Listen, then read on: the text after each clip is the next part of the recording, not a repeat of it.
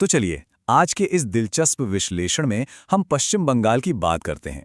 एक ऐसा राज्य जिसका इतिहास और आज का जो विरोधाभास है ना, वो सच में किसी को भी सोचने पर मजबूर कर दे। हम आज के इस विश्लेषण में इस पूरे सफर को बिल्कुल बारीकी से डिकोड करने वाले हैं। जरा इस बात पर गौर कीजिए। एक तरफ वो ऐतिहासिक बंगाल है जिसने सिंगापुर के फाउंडर ली क्वान यू तक को प्रेरित किया, देश की पहली अंडरग्राउंड मेट्रो दी, टैगोर और विवेकानंद जैसी महान हस्तियां दी। लेकिन दूसरी तरफ आज का वही बंगाल मानव विकास सूचकांक यानी ह्यूमन डेवलपमेंट इंडेक्स में 27वें नंबर पर है, भयानक बेरोजगारी से जूझ रहा है और शिक्षा के क्षेत्र में जो घोटाले सामने आए हैं उन्होंने सबको हैरान कर दिया है। तो इस पूरी कहानी को अच्छे से समझने के लिए हम इसे 5 हिस्सों में बांटेंगे। पहला, एक सुनहरा अतीत। दूसरा, वामपंथी शासन और उसका पतन। तीसरा, ममता बनर्जी का उदय। चौथा, टीएमसी का युग और उससे जुड़े विवाद। और आखिर में योजनाएं बनाम पलायन। तो शुरुआत करते हैं अपने पहले हिस्से से, एक सुनहरा अतीत। यकीन मानिए, 17वीं और 18वीं सदी में बंगाल के पास इतनी संपत्ति थी और दुनिया भर के रेशम व्यापार में इसका इतना बड़ा दबदबा था जिसका आज हम और आप शायद अंदाजा भी नहीं लगा सकते। और अगर हम मॉडर्न एजुकेशन और साइंटिफिक इनोवेशंस की बात करें तो बंगाल हमेशा से पायनियर रहा है। 1817 में हिंदू कॉलेज बना, 1857 में कलकत्ता यूनिवर्सिटी और फिर 1951 में खुला देश का पहला आईआईटी खड़गपुर। सत्येंद्र नाथ बोस हों या सुभाष चंद्र बोस, इस मिट्टी ने दुनिया को एक से बढ़कर एक महान दिमाग दिए हैं। अब जरा इस आंकड़े पर ध्यान दीजिए। 1947 में जब हमारा देश आजाद हुआ ना, तब पूरे भारत के कुल इंडस्ट्रियल आउटपुट का भारी भरकम 27%, जी हां 27%, अकेले बंगाल से आता था। टाटा, बाटा, हिंदुस्तान मोटर्स, इन बड़े नामों की वजह से बंगाल सच में भारत का सबसे बड़ा मैन्युफैक्चरिंग हब था। लेकिन ये चमक हमेशा बरकरार नहीं रही। अब आते हैं हमारे दूसरे अध्याय पर, वामपंथी शासन और पतन। 1967 में जो भयानक फूड क्राइसिस हुआ और उसके बाद जो हिंसा भड़की ना, उसने बंगाल की इस पूरी इंडस्ट्रियल तस्वीर को हमेशा के लिए बदल कर रख दिया। बड़े इन्वेस्टर्स राज्य से दूर होने लगे।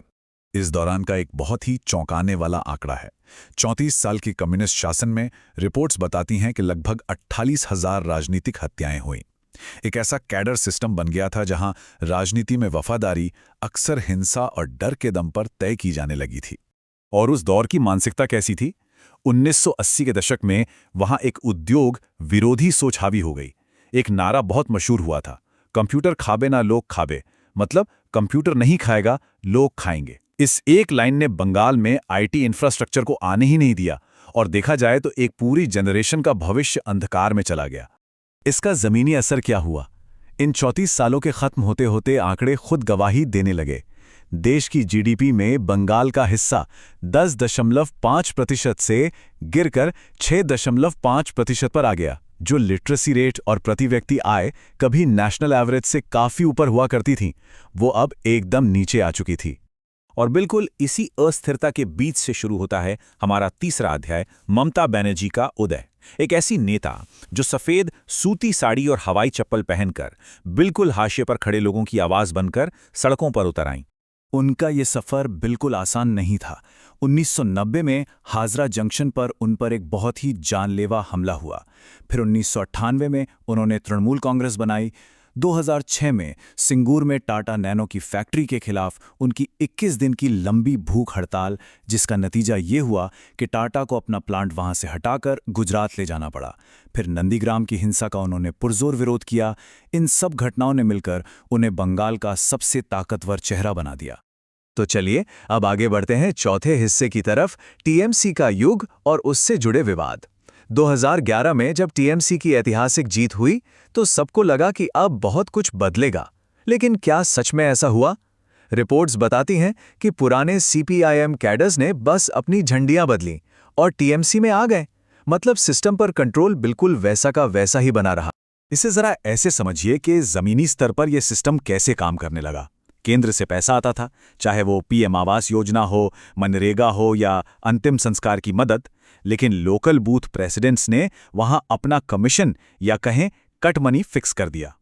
आम लोगों को घर बनाने का सामान भी पार्टी के कंट्रोल वाले सिंडिकेट से ही खरीदने के लिए मजबूर किया जाने लगा। और अगर बड़े घोटालों की बात करें तो सामने आए आंकड़े काफी डराने वाले हैं। शारदा पूंजी घोटाले में 17 लाख से ज्यादा लोग शिकार हुए। नारद स्टिंग ऑपरेशन में कई बड़े नेता कैमरे पर पकड़े गए। और एसएससी रिक्रूटमेंट स्कैम, उसमें तो ओएमआर शीट्स ही बदल दी गई, करोड़ों का कैश मिला और नतीजा ये हुआ कि 25,000 से ज्यादा शिक्षकों को अपनी नौकरी गंवानी पड़ी। इस बीच एक और वाकया है जिसने सबका ध्यान खींचा, जो सरकार खुद विरोध प्रदर्शनों की बुनियाद पर बनी थी। उसी के दौर में जादवपुर यूनिवर्सिटी के एक 60 साल के प्रोफेसर को सिर्फ इसलिए अरेस्ट कर लिया गया और माओवादी बता दिया गया क्योंकि उन्होंने मुख्यमंत्री का एक कार्टून व्हाट्सएप पे फॉरवर्ड किया था। और हाल ही के दिनों में जो कुछ हुआ वो तो हम सब ने न्यूज़ में देखा ही है। संदेश खाली में महिलाओं के साथ हिंसा के बेहद गंभीर आरोप लगे, और फिर आरजीकर मेडिकल कॉलेज का वो बेहद दुखद मामला जिसमें पुलिस की देरी, क्राइम सीन से कथित छेड़छाड़ और प्रशासन के बयानों ने पूरे देश को गहरे सदमे में डाल दिया है। लेकिन रुकिए, क्या तस्वीर सिर्फ इतनी ही है? नहीं।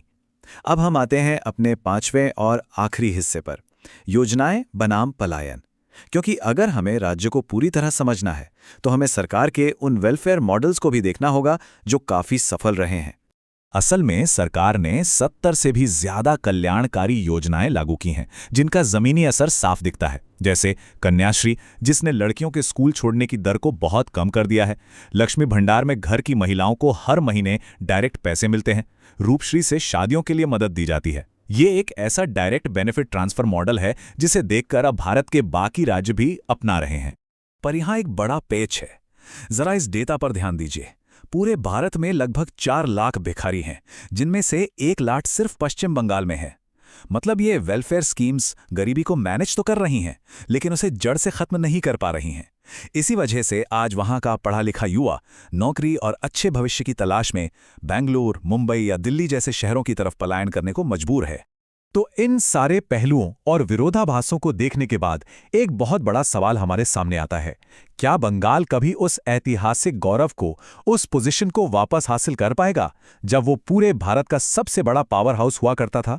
आपको क्या लगता है? शायद इस एक सवाल का जवाब ही आने वाले वक्त में देश की राजनीति और अर्थशास्त्र दोनों की दिशा तय करेगा।